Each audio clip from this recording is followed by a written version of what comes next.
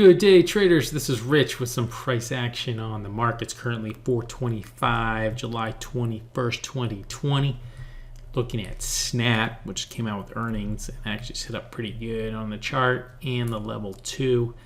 We're looking at the price action on level 2 moving, but let me go to 24 hour. You can see how it dropped off and then came back up really nice, and that's kind of the play. You look for an entry back up to the north side on a failed computer algorithm scenario, and this set up pretty nice. So didn't take it. I was about to, actually, because it was setting up. I'm like, oh my god, this is the first time really seeing it, and it's looking really good. This is my first earnings season, I should say, that I'm looking at this kind of stuff, but I'm not going to get into all that right now. I do have a couple things to go over today. One is today's trades, and another is a rug pull. I'm going to try to do a segment in the video where I just kind of fill in the game tape I have. I'm going to throw it in the middle, and if that doesn't work, it's going to be at the end. So hang on, and you will see it come in. I'll discuss it when we get there.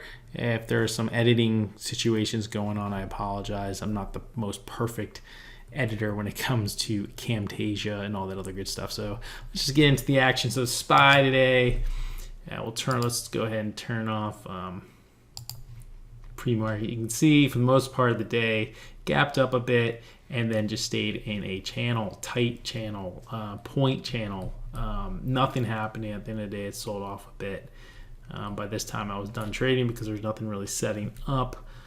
But I did find a couple of trades for myself, and I found a trade in the room. We'll go on the trade of this OPK in the room. Nothing opened up early on. I didn't find anything in the first, I think, 15 minutes or so, if not 20 or 30. I don't even remember exactly. I don't know if this is my first trade or not.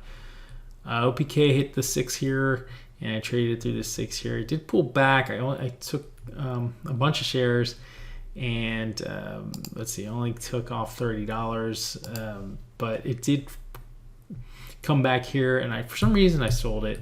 I had like 200 or 300 shares left, and I just kind of closed it. I didn't want to go against me. It was that kind of day where nothing was following through, so I kind of just closed it, and then soon after it ran all the way up to 47. So I don't think I would have gotten 300 shares to 47 cents, but if, let's say, I just got half of that, 20 cents or something, that would have been like $60. So it's unfortunate, but those things are what's been happening today. Just slow price action, and when you see that, you kind of have to just be careful and not force anything. The trade I did like today was Beyond. You can see here as a price, it definitely gapped up and then pulled back right away. This was the entry here, taking the break at this high, but I waited for this to set up at this level here. You know, it hit 32 through 32.50 here, then a whole 5 minutes was down, and then it came back up to touch 32.50. This is almost like I was saying about the Roku trading. It's not the first time it goes through that certain level, it's the second time, and here it did, and I took off about 50-60 cents. I actually held on to it pretty well. I missed this bigger move because it did come back down to my entry. Actually, came down pretty far below my entry, 131.26, and my entry was 130. What was it again? 132.50. Actually, it was not that much, but I didn't get to hold on to it, and I didn't get the full move. But I did get some nice gains out of it. I got $77 out of that one. The other trade, give me a second here. I gotta remember what I even traded. Codex. Good old Codex. We haven't seen that in a while. It was setting up nicely though. Actually, it just kind of came to me. I mean, it was climbing up pretty nice. Hit this area of 22. A little extended on the daily, you can see that.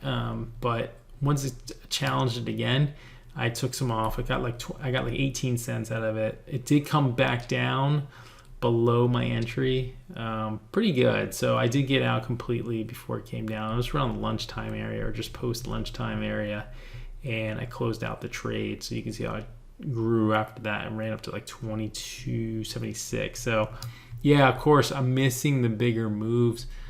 because it does come back to my entry. I need to remember the whole thing about considering this blue line. Let's say I went in for 400 shares.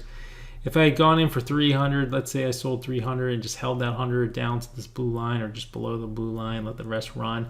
I mean, yeah, I would have lost a little bit of the gains I got, but I would have gotten a little bit more of this bigger move. And I'm seeing that a lot. So something I'm considering for the future. All right, so the last trade, let me see if I have another one, was on this MTP on this pullback here, coming down to this level. I actually took it on this trade here, which dropped just below the 5 level, I believe. Well,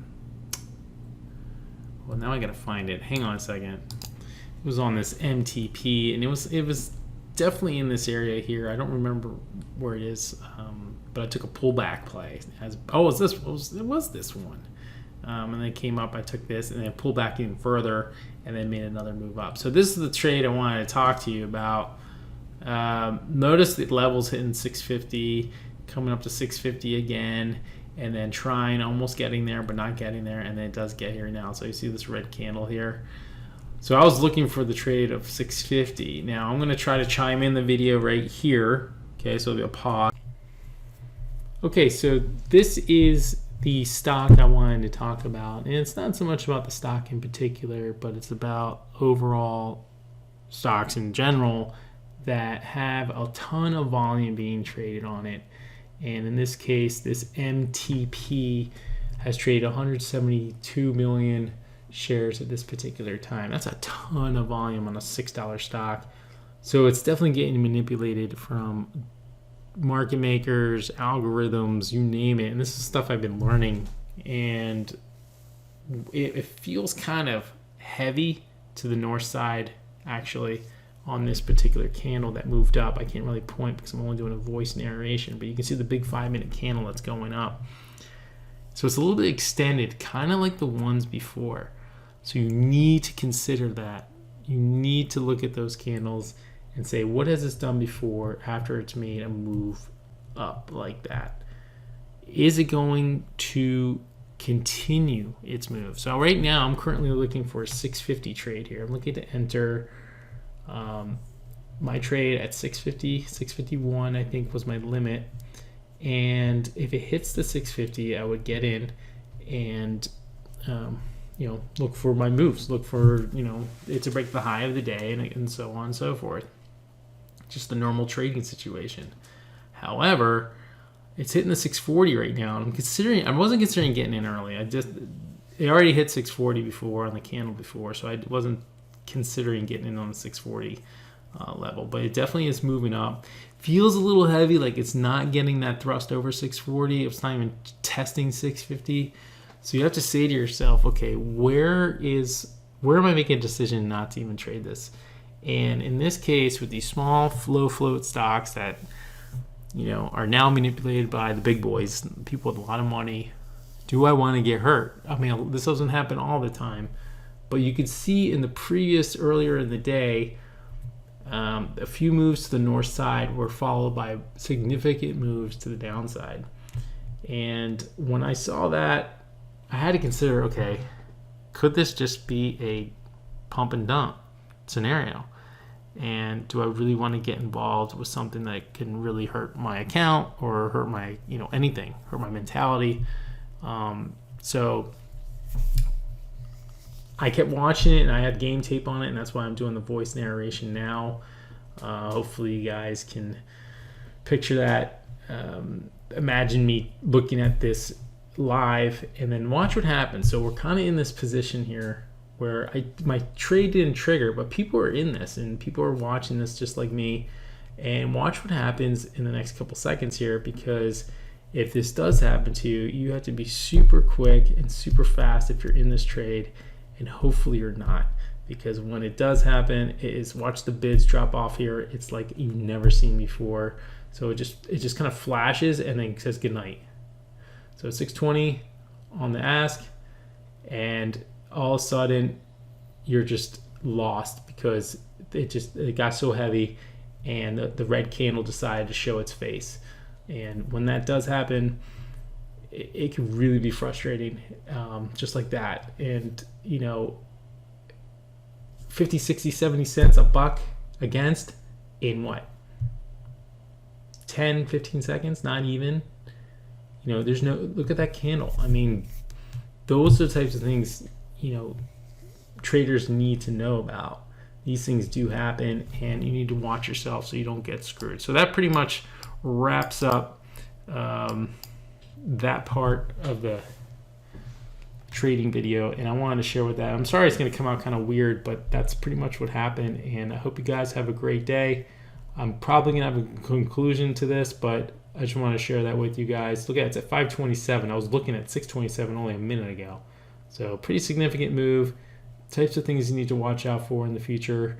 And you guys have a good one, and we'll call it a day right there. Okay? Have a good one. Subscribe, like the channel, and I'll